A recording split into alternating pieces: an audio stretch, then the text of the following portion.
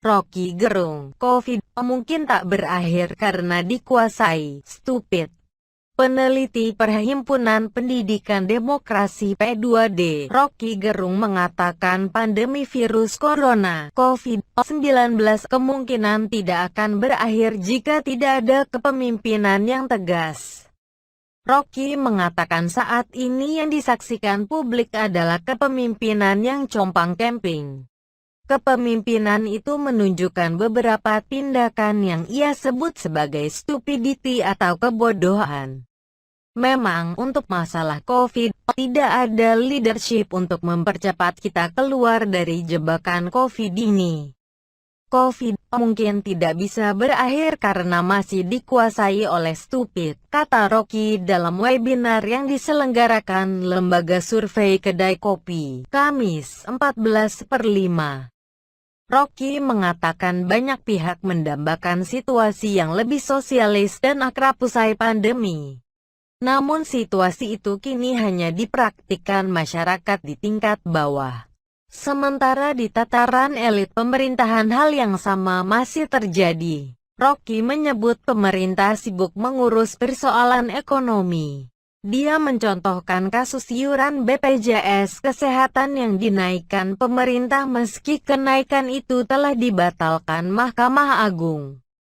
Rocky juga menyinggung Perpu Nomor 1 Tahun 2020 yang memberi kekuasaan besar kepada pemerintah.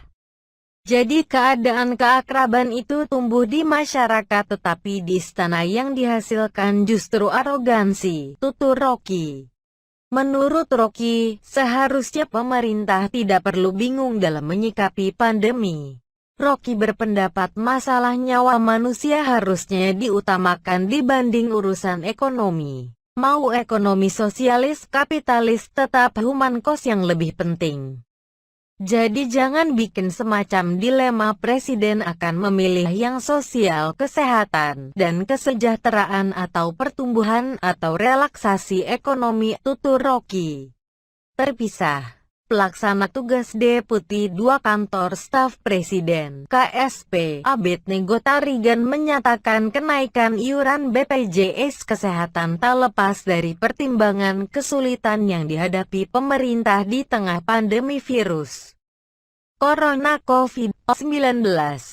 Kenaikan iuran ini tertuang dalam Peraturan Presiden Nomor 64 Tahun 2020 tentang perubahan kedua atas Perpres Nomor 82 Tahun 2018 tentang jaminan kesehatan.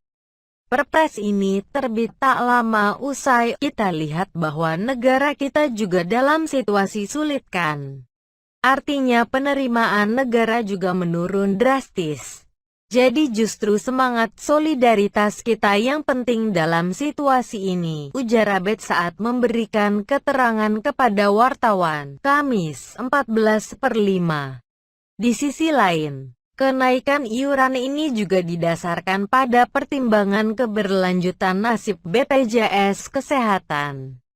Abed memastikan kenaikan iuran telah dihitung dengan kajian matang dan pertimbangan keberlanjutan BPJS Kesehatan. Makanya dari Kemenkeu juga sudah memperhitungkan ability to pay dalam melakukan pembayaran, katanya.